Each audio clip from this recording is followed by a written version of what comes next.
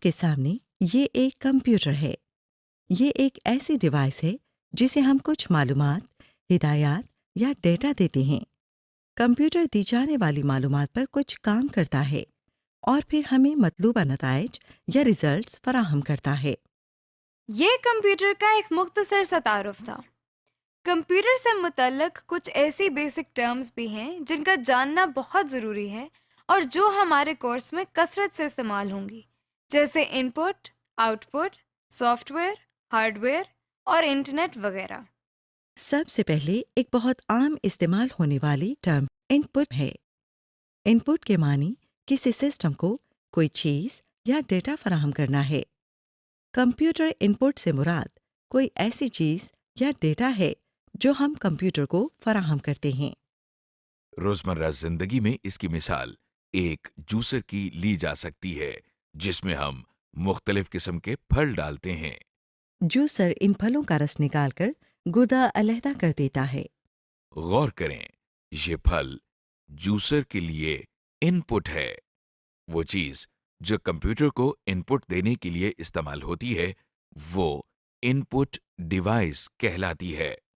جیسے کی بورڈ ایک ان پٹ ڈیوائس ہے کیونکہ یہ کمپیوٹر کو ڈیٹا دینے کے کام آتا ہے۔ بالکل اسی طرح اگر ہم اپنے جوسر کی ایگزامپل دوبارہ دیکھیں تو کسی جوسر کے اندر آپ کو پھل ڈالنے کے لیے ہاتھ استعمال کرنا پڑتا ہے۔ اس کا مطلب یہ ہوا کہ ہاتھ جوسر کے لیے ان پٹ ڈیوائس ہے۔ عام طور پر استعمال ہونے والی کمپیوٹر کی ان پٹ ڈیوائسز میں کی بورڈ، ماؤس اور اسکینر وغیرہ شامل ہیں، جن کی تفصیل آپ اگلے لیسن میں دیکھیں گے۔ کمپیوٹر استعمال کرنے کی بنیادی وجہ اس سے کوئی انفارمیشن یا ریزلٹس حاصل کرنا ہے۔ تو اگلی بہت عام استعمال ہونے والی ٹرم آؤٹ پٹ ہے۔ کمپیوٹر جو ہمیں انفارمیشن یا ریزلٹس دیتا ہے اسے ہم آؤٹ پٹ کہتے ہیں۔ سو آؤٹ پٹ کا مطلب ہوا کچھ نکالنا یا مہیا کرنا۔ مثال کے طور پر کسی ٹیوب ویل سے حاصل ہونے والا پانی ٹیوب ویل کی آؤٹ پٹ کہلاتی ہے اور جوسر سے نکلنے والا جوس جوسر کی آؤٹ پٹ کہلاتی ہے۔ اسی طرح تھریشر سے نکلنے والے گندم کے دانے تھریشر کی آؤٹ پٹ ہیں۔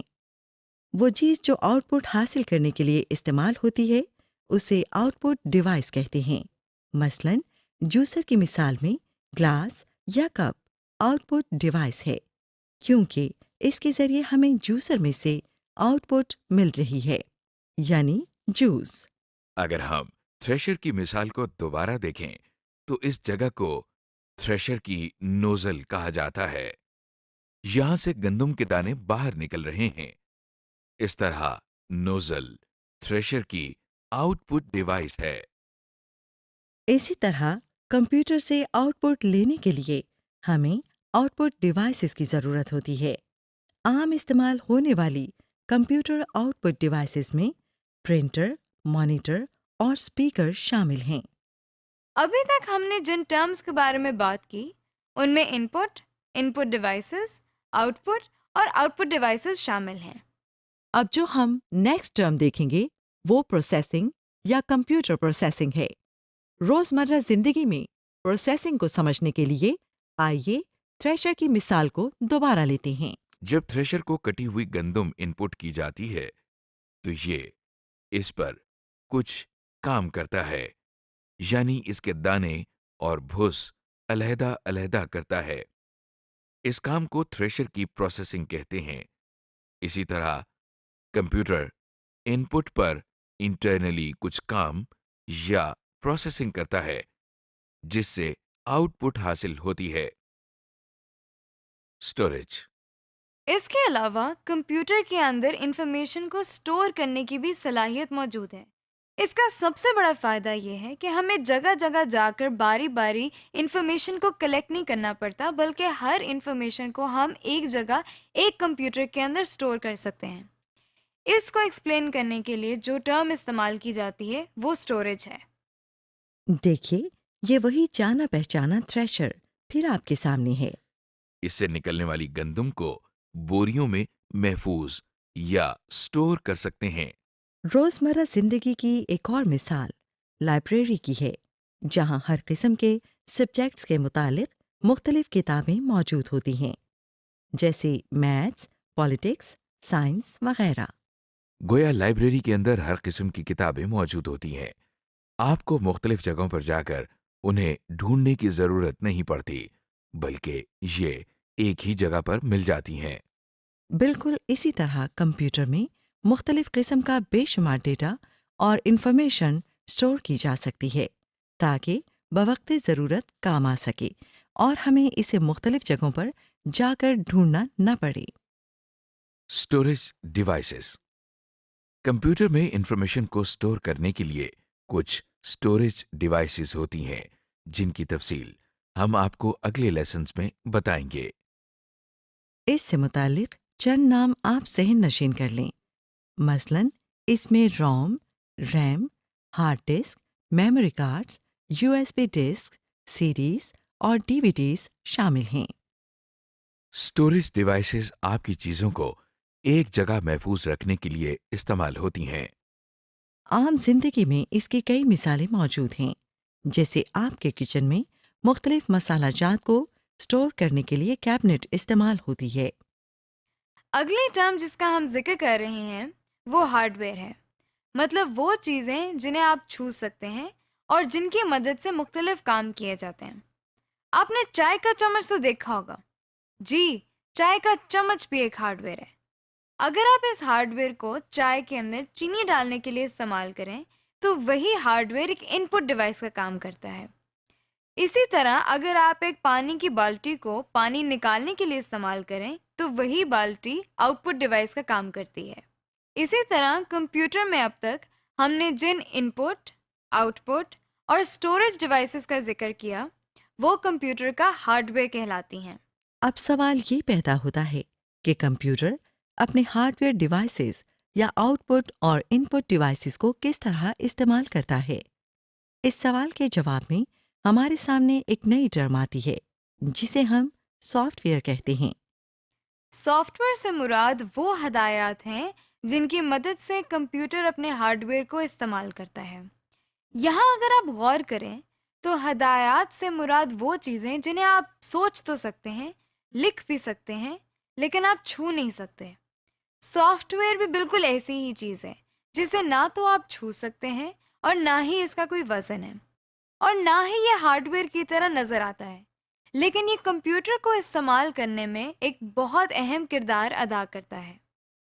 اس کی مثال ہم یوں لے سکتے ہیں کہ جب آپ اپنا کمپیوٹرائزڈ آئی ڈی کارڈ بنوانے جاتے ہیں تو آپریٹر ایک ان پٹ ڈیوائس کے ذریعے سارا ڈیٹا اپنے کمپیوٹر کو فراہم کرتا ہے۔ کمپیوٹر اس ڈیٹا کو ان پٹ کے طور پر لیتا ہے اور اس کو انفارمیشن میں تبدیل کر دیتا ہے، پھر اس کو کارڈ پر لکھنے کے لیے ایک خاص ترتیب دیتا ہے، یعنی یہ دیکھتا ہے کہ کارڈ پر کون سی انفارمیشن پہلے آئے گی اور کون سی بعد میں۔ اس طرح جب کمپیوٹر ہمیں کمپیوٹرائزڈ شناختی کارڈ آؤٹ پٹ کے طور پر دیتا ہے تو اس کے لیے بھی سافٹ ویئر ہی استعمال ہوتا ہے۔ اب تک ہم نے کمپیوٹر کے کچھ فوائد اور کچھ اہم ٹرمز کو دیکھا ہے۔ اب ہم دیکھیں گے کہ کمپیوٹر کی کون سی اقسام ہیں۔ کمپیوٹر کو جن بنیادی اقسام میں تقسیم کیا جاتا ہے وہ کچھ اس طرح ہیں۔ Super computers, main frame computers, server, micro computer, game consoles, mobile computers and mobile devices اور embedded computers۔ Super computers. سب سے پہلے کمپیوٹر کی ٹائپ سپر کمپیوٹر ہے۔ یہ وہ کمپیوٹرز ہیں جو سب سے زیادہ تیز رفتاری سے اپنا کام سر انجام دیتے ہیں۔ یہ کمپیوٹرز ایک وقت میں ایک ہی کام کرتے ہیں لیکن انتہائی ایکوریسی کے ساتھ۔ چونکہ یہ کمپیوٹرز بہت زیادہ طاقتور ہوتے ہیں اس لیے ان کی قیمت بھی زیادہ ہوتی ہے۔ کچھ مشہور سپر کمپیوٹرز میں ٹائٹین، ٹیانی 2 اور کے کمپیوٹر شامل ہیں۔ مین فریم کمپیوٹرز۔ سپر کمپیوٹر سے چھوٹے اور ذرا سی کم رفتار رکھنے والے کمپیوٹرز کو ہم مین فریم کمپیوٹرز کہتے ہیں۔ لہذا نیکسٹ ٹائپ جو کمپیوٹرز کی آپ دیکھ رہے ہیں وہ मेन फ्रेम कंप्यूटर्स हैं। ये कंप्यूटर्स साइज के लिहाज से भी बड़े होते हैं, इसीलिए इनमें ज़्यादा इंफॉर्मेशन को स्टोर करने की सलाहियत मौजूद होती है। इसके साथ साथ मेन फ्रेम कंप्यूटर्स कीमत में भी बहुत महंगे होते हैं। पाकिस्तान में ये कंप्यूटर्स पीआईए, बैंक्स और बहुत सी दूसरी ऑर्गेनाइजेशंस में इस्तेमाल हो रहे हैं। सर्वर्स मेन फ्रेम कंप्यूटर्स के बाद जिन कंप्यूटर की बारी आती है वो सर्वर्स कहलाते हैं। इन कंप्यूटर्स की काम करने की रफ्तार मेन फ्रेम कंप्यूटर्स के मुकाबले में कई गुना कम होती है। सर्वर्स का बुनियादी काम हार्डवेयर, सॉफ्टवेयर और नेटवर्क पर मौजूद रिसोर्सेज तक रसाई कंट्रोल करना है। यानी बहुत सारे कंप्यूटर नेटवर्क के जरिए सर्वर के साथ मुंसलिक होते हैं और वो सर्वर के जरिए हार्डवेयर, सॉफ्टवेयर और दूसरे रिसोर्सेज तक रसाई हासिल करते हैं। हम कंप्यूटर नेटवर्क्स के बारे में अगले लेसन्स में तफसील से जानेंगे। इनमें डेल, एचपी और एसर के सर्वर्स ज़्यादा मशहूर हैं। माइक्रो कंप्यूटर्स माइक्रो कंप्यूटर्स को आमतौर पर पीसी या पर्सनल कंप्यूटर्स भी कहा जाता है। ये सबसे ज्यादा इस्तेमाल होने वाले कंप्यूटर्स हैं जो ऑफिसेज, स्कूल्स, कॉलेजेस और घरों में भी इस्तेमाल किए जाते हैं। इन कंप्यूटर्स के काम करने की रफ्तार मेन फ्रेम कंप्यूटर्स और सर्वर्स के मुकाबले में कई गुना कम होती है और इसीलिए इनकी कीमत भी बहुत ज़्यादा नहीं होती। इन कंप्यूटर्स को आपकी मेज पर रखने के लिहाज से डिजाइन किया गया है। इनमें ज़्यादा मशहूर IBM, डेल, HP और एप्पल मैकिन्टॉश कंप्यूटर्स हैं। गेम कंसोल गेम कंसोल एक ऐसी कंप्यूटिंग डिवाइस है जिस पर एक या एक से ज़्यादा अफराद वीडियो गेम खेल सकते हैं। ये पोर्टेबल डिवाइसेस होती हैं, यानी इनको आसानी से एक जगह से दूसरी जगह ले जा सकते हैं। कुछ मशहूर गेम कंसोल में माइक्रोसॉफ्ट का Xbox 360, नाइंटेंडो का वाई और सोनी का प्लेस्टेशन शामिल हैं। मोबाइल कंप्यूटर्स मोबाइल कंप्यूटर एक ऐसा कंप्यूटर है जिसे आप आसानी से एक जगह से दूसरी जगह ले जा सकते हैं। इनकी कंप्यूटिंग पावर तकरीबन पर्सनल कंप्यूटर जैसी होती है। मोबाइल कंप्यूटर की मिसाल लैपटॉप कंप्यूटर या नोटबुक कंप्यूटर हैं। मोबाइल डिवाइस एक ऐसी कंप्यूटिंग डिवाइस है जो कि आसानी से आपके हाथ में समा सकती है। इनकी कंप्यूटिंग पावर पर्सनल कंप्यूटर से ज़रा कम होती है। मोबाइल डिवाइस में स्मार्टफोन्स, ई बुक रीडर और डिजिटल कैमरास शामिल हैं। एम्बेडेड कंप्यूटर एक ऐसा कंप्यूटर होता है जिसे किसी प्रोडक्ट में एक कंपोनेंट के तौर पर इस्तेमाल किया जाता है। क्योंकि ये किसी बड़ी प्रोडक्ट का एक हिस्सा होते हैं, इसलिए इनका साइज बहुत छोटा होता है और इनकी कंप्यूटिंग पावर भी बहुत कम होती है।